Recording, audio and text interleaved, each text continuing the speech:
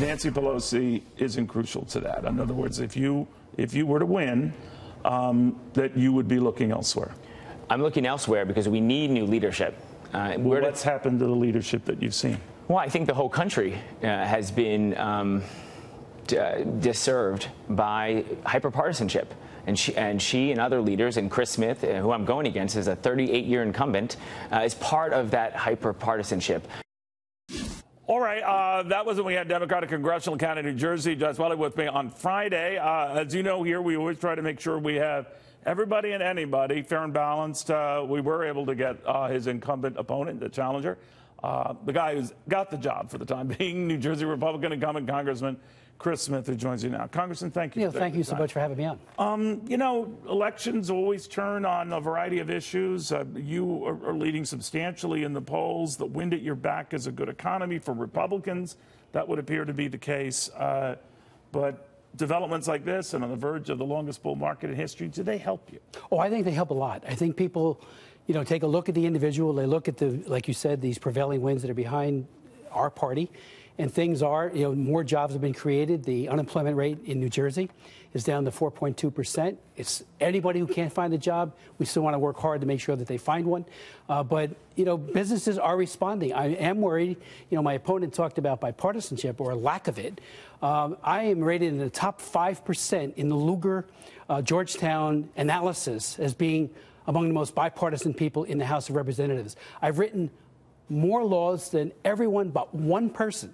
And in every case, whether it be my trafficking laws, I've written 4 of them, my autism laws, 2 major laws on autism, issues on homeless veterans. So this isn't just the New Jersey delegation, this is the entire country. And this needs to be underscored. What do you make of Wells' point? We need new blood. You've been there. I've heard that since I first ran. Right. I am totally committed to serving the people in my district. We have served about 90,000 individual casework issues since I've been in office. I work on many of them myself. I have great staff, but many of them... You stuck it out. You could have opted. Your institution had been there a good long time. You could have done the Ronlinghausen route. He's my congressman in New Jersey. He decided to step aside. There were 40, 45 others, incumbents, who decided to bolt. What did you think of that? Did you look over your shoulder and say, what's going on? I did try to persuade several of them to rethink that. Because at the time, there were a lot of ominous clouds. A lot of people thought, there's no way I can win. Better to leave than to be kicked out. Yeah. Good point. But frankly, I'm one of those I'm in this to serve people and to write good policy.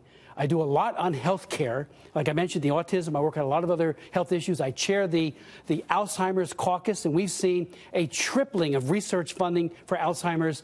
Our caucus is bipartisan, and what we do is we really lobby everyone. What do you think of the new governor, Democrat, Governor Murphy, who has upped the corporate tax? Now, a lot of those same, pharmaceutical and related concerns are getting nervous. Well, Neil, I'm very concerned that when you now have, as we do, the highest corporate tax rate in the country, and my opponent, who was just on in that clip, he supports that. That makes a unfriendly business environment. Leveling the field. No, it doesn't do that. And he even said on your show, and this was a shock to us, to me and my staff and my family, that he wants to raise taxes on the top 5%. The top 5% in America pay 60% of our personal income taxes currently. 20% of the people in my district, the 4th district, will see a tax increase if he were to have his way and raise taxes. To see an increase in New Jersey anyway because you're limited how much you can deduct. Well, I did vote against the bill because of the SALT. Are you worried that's going to boomerang, though, on Republicans? I don't think in other parts of the country, no. Yeah. People in my state, perhaps it could have had that impact. Do you want President Trump to campaign for you? I have not asked him to. I don't think I need him. My belief is I run on my record.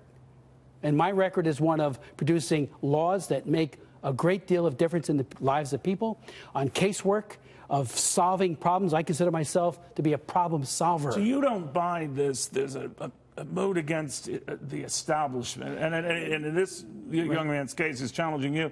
It's against Nancy Pelosi and the hierarchy that's been there forever. and they lump you in with that. It's all about you're all part of that establishment. And that is that surface appeal, very thin and shallow analysis of what's really going on. There are many good Republicans and Democrats in Congress, in the Senate, who work every day to try to produce for the people of this country and the world, but certainly for their districts and their states first and foremost.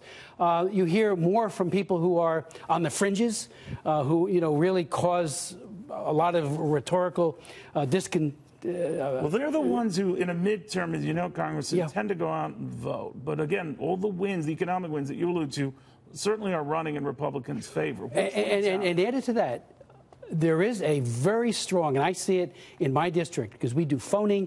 I'm out on the campaign trail continuously. I'm always having meetings with people in my district. And I ask them, what's your sense? What do you feel?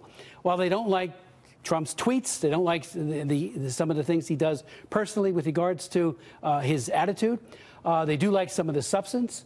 You just look at something like the Iran deal, which made us less safe, certainly made Israel less safe. So they agree with that? They agree with a lot of the substantive issues. All right, Congressman, we'll watch very, very closely. Thank you, Neil, for having me on. You're not taking anything for granted. That's very clear. Chris Smith, Republican, New Jersey Congressman. We'll follow that race closely, as we will all the others. It is a big year.